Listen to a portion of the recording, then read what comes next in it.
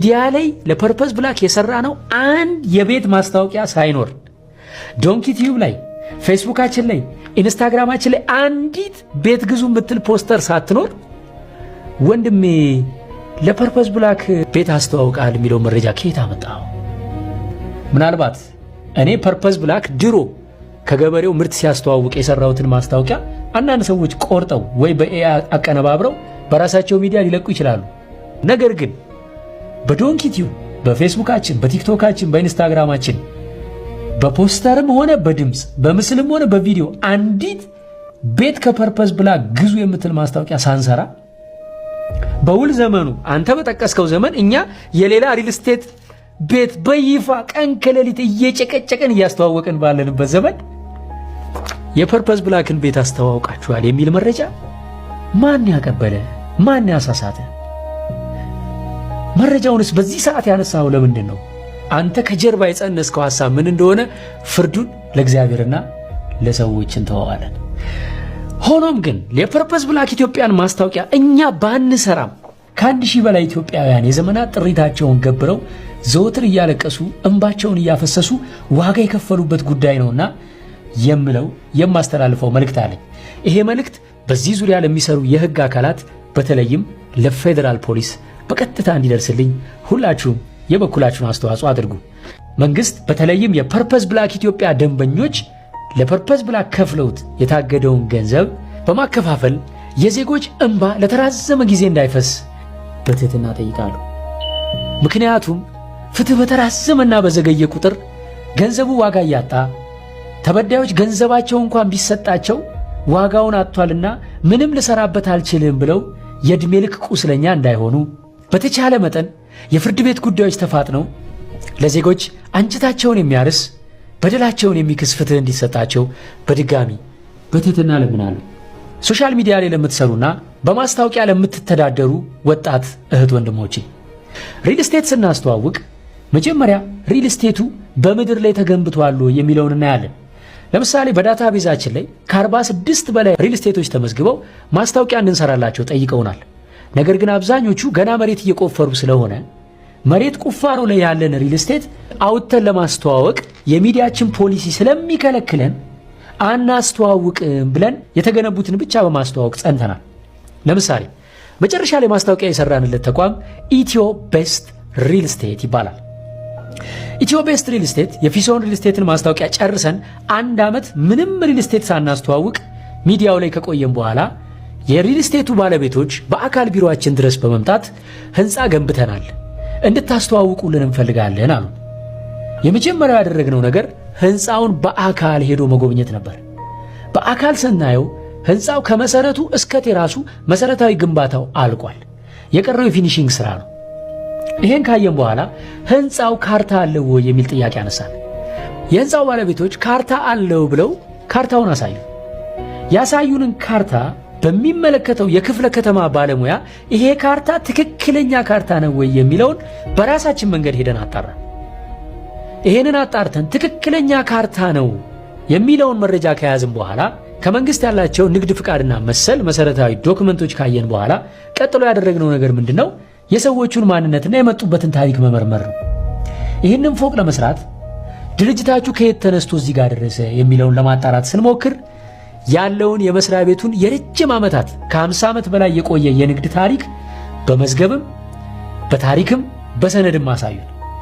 ሌሎችም ብዙ በርካታ ድርጅቶች ያሉትና ከሌሎቹ ቢዝነሶቹ ባገኘው ሀብት ይህንን ሪል ስቴት የሰራ እንደሆነ እሼቱ መለሰ በፐርፐዝ ብላክ ኢትዮጵያው ዶክተር ፍስሐ እሼቱ 1 ቢሊዮን ብር ይዞ ከመጥፋትና ከራሱ ከፐርፐዝ ብላክ ኢትዮጵያ ጋር በተያያዘ የተነሳበት ሮመር አስመልክቶ በገደምዳሜውም ቢሆን እየተንደፋደፈ መልስ ሰጥቷል። በመጀመሪያ ደረጃ እንደዚህ እየወጣችሁ መልስ የምትሰጡ ሰዎች በክብር አመሰግናችኋለሁ። ምክንያቱም የረሳንላችሁ የመሰላችሁ አጭበርብራችሁ ሀብታም የሆናችሁ ሰዎች እንደዚህ እየወጣችሁ መልስ የምትሰጡበት ጊዜ ስለደረሰ የምትወጡና ነገሮችን የምታብራሩ ሰዎች በግሌ አከብራለሁ፣ አመሰግናለሁ። ነገር ግን እሼቱ መለሰ ከመለሳቸው መልሶች መካከል እኔ የሰራሁት ማስታወቂያ የፐርፐስ ብላክ ኢትዮጵያን የፋርም ሴክተሩን እንጂ የሪል ስቴቱን ሴክተር አይደለም የሚል መልስ ነው የሰጠው።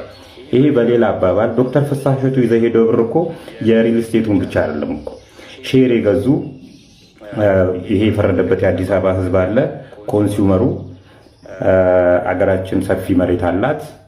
ስለዚህ እዚህ መሬት ላይ የተለያዩ ኮንሱም የሚደረጉ ነገሮችን ቲማቲም፣ ሽንኩርት ምናምን እናመርታለን የሚሉ አንዲት ቀን ማረሻ በእጃቸው ይዞ የማያውቁ እጃቸው የሚለሰልስ ሰዎች ይመጡና የግብርና ባለሙያ ይሆናሉ። የተመረቁበትም የግብርና ስራ አይደለም፣ ግብርናን ጭራሽ የማያውቁ ሰዎች ይመጡና ሽንኩርት እናመርታለን፣ በርበሬ እናመርታለን እያሉ ሼር እንድንገዙ። ይሄ አንዱ ዶክተር ፍስሐ እሸቱ ነው እንግዲህ።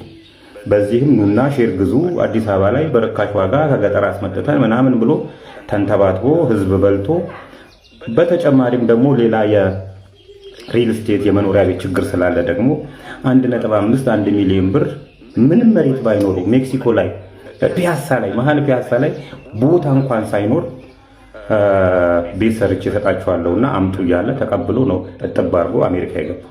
አሜሪካ ከገባ በኋላ የመንግስት ሰዎች ሊያሰሩኝ ስላልቻሉ ኧረ እባክህ ተው እንጂ ዋቴቨር ኤኒዌይ ዶክተር ፍስሐ እሸቱ ይዘው የጠፉት 1 ቢሊዮን ብር የሪል ስቴቱን ብቻ አይደለም ከግብርና ሴክተሩም ላይ ነው ይዘው የጠፉትና እቺንም አስብባት። አመሰግናለሁ። ይሄኛው ጤግሮስ ትሬዲንግ ይባላል። ወደ ኦሮሚያ ወጣቶችና ስፖርት ቢሮ ሄዶ እኔ ጤግሮስ ትሬዲንግ እባላለሁ ብርሃን የተባለ ሱቅ ከፍቼ ለኦሮሚያ ወጣቶች እሰጣለሁ፣ ሱቅ አልከፍትም ላለ ደግሞ መኪና ከቻይና አስመጣለታለሁ፣ ታክሲ እየሰራ ይኖራል። ስለዚህ የኦሮሚያ ወጣቶች በየዞኑ ያሉ ቢሮዎች ላይ እንዲያሳምኑልኝ ስራልኝ ይለዋል። የኦሮሚያ ወጣቶችና ስፖርት ቢሮ በየዞኑ እየዞሩ ዞኑ ላይ ያላቸው ቢሮዎች በጠቅላላ ተነስተው ኑ ወጣቶች መኪና ይመጣላችኋል፣ ብርሃን የተባለ ሱቅ ይከፈትላችኋል ብለው አሳምነው። እንግዲህ ይሄ የመንግስት ቢሮ ነው። ጤግሮስ የተባለው ድርጅት ወጣቶቹን እንዲበላ ያደረገው የመንግስት ቢሮ ተባብሮ፣ ለዚህ ውለታቸው ቻይና ሄደው ጉብኝት አድርገዋል። እንግዲህ ባለፈው ጅማ ላይ ነግሬያችኋለሁ። አዲስ አበባ ዙሪያ ላይ፣ ሸገር ከተማ ላይ፣ ሐረርጌ ላይ፣ አርሲ ላይ፣ ደብረ ብርሃን ገብቶ አማራ ክልል ደብረ ብርሃን ገብቶ ጭምር እንደዚህ አጭዶ የወጣ ድርጅት ነው። ይሄው ድርጅት ከዚህ በፊት የአዲስ አበባ መምህራንን ለምን በእግራቸው ይሄዳሉ ብሎ የአዲስ አበባ ትምህርት ቢሮን እንዲያግዘውና መምህራንን እንዲያሳምንለት መምህራን ብር እንዲሰጡት ከዛን ቻይና ሄዶ መኪና እንደሚያስመጣላቸው ካሳምነው በኋላ ትምህርት ቢሮ መምህራኑን አሳምኖ ብር ለቅሞ የጠፋ ድርጅት ነው። ከዛ በኋላ በእርግጥ የአዲስ አበባ ትምህርት ቢሮ ከዚህ ድርጅት ጋር ያለኝ ሪሌሽንሺፕ አቋርጫለሁ ብሏል። አሁን ላይ ጤግሮስ ትሬዲንግ የለም፣ ጠፍቷል። የኦሮሚያ ፍርድ ቤት ከሀገር እንዳይወጡ የሚል እግድ አውጥቷል። ጅብ ከሄደ ውሻ ጮኸ። እንግዲህ አሁን ላይ እነዚህ ወጣቶች የተበታተኑ ናቸው። ግማሹ ሐረርጌ ነው ያለው፣ ግማሹ ደብረ ብርሃን ነው ያለው፣ ግማሹ ጅማ ነው፣ አዲስ አበባ ዙሪያ ነው ያሉት። እንደዚህ ከተበታተኑለት ደግሞ ያው ጥንካሬያቸው ስለሚጎል ለሱ ምቹ ሆነ። ስለዚህ ባላችሁበት እንደራጅ፣ ባላችሁበት ከተማ ላይ እንደራጅ። የኦሮሚያ ወጣቶችንና የአዲስ አበባ ትምህርት ቢሮ እንጠይቀው።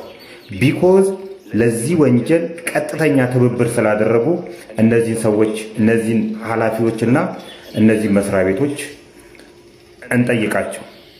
ሂርና ክሪፕቶ እንደሚለው ነው የመጣነው ልናናድዳችሁ ሳይሆን ልናባረራችሁ ነው። ይቀጥላል።